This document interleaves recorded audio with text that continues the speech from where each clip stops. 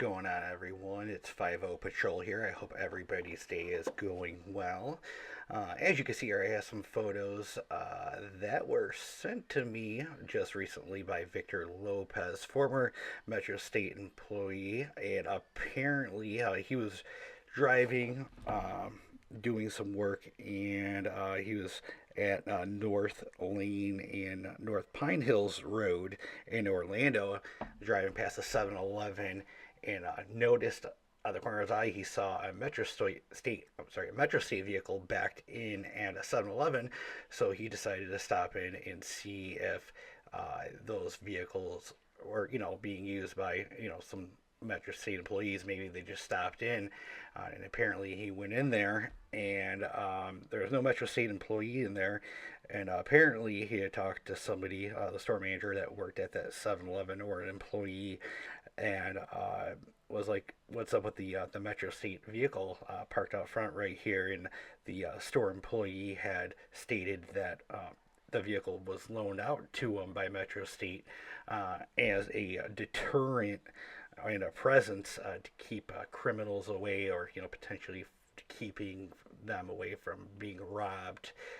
Which we all know that Jeremy's in jail right now. So how did they how are they able to use these vehicles? And apparently the manager or the employee of the store told Victor that the vehicle was loaned out to them by Jennifer, actually Jennifer. So that means to leave, obviously she's still involved in the business somehow, some way or form, which leads to leave, like, why would they be using this vehicle as a deterrent, for presence? I mean, since it's not a police vehicle located on public property, that would be displaying a vehicle, as like a law enforcement vehicle, which customers pull in. If I didn't know what, from a distance looking at this vehicle, I would assume it's a police car backed in.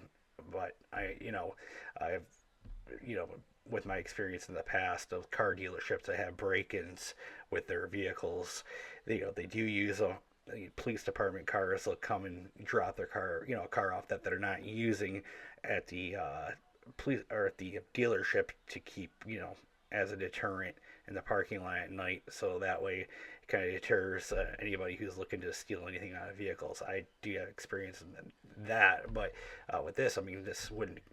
Metro State's not a law enforcement company or a security company, or law enforcement agency, I should say, or a security company. So why are these vehicles being displayed as a deterrent and a presence to keep bad things from happening, or you know the store from getting robbed? I get you're trying to protect your store and keep people away.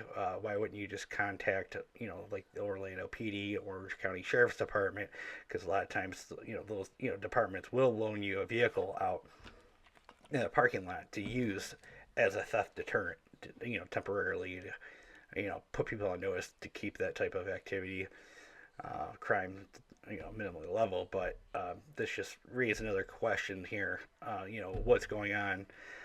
Is she just doing this because she needs money, or what? I mean, it's kind of unusual, for a private company. Like Vidler said, it's a company, you know, basically as like, the FedEx store or Kinko's or, 7-Eleven, not actually a law enforcement type agency, not a security company, not a security guard, none of that, which just, raises, several questions.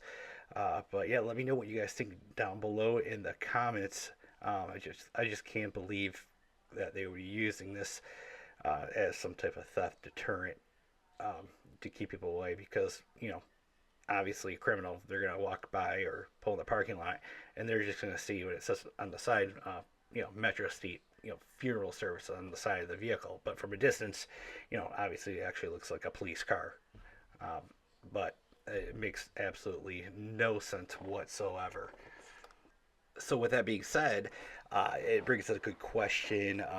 What Orange County Sheriff's Department would think about this, or Orlando PD, if they were to go in there and ask the store manager, or an employee, what's this car doing out here, and if an employee replies back, well, it's to, as a theft deterrent, to keep people away, as a presence, how they would interpret that, and how, maybe Jennifer,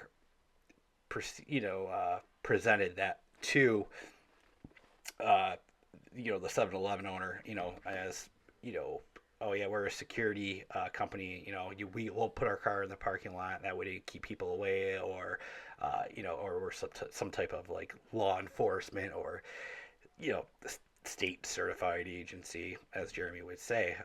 But like I said, it just, raises several different questions, and maybe concerns, but I'm pretty sure, there's obviously got to be some type of backstory to this. So let me know what you guys think down in the comments below.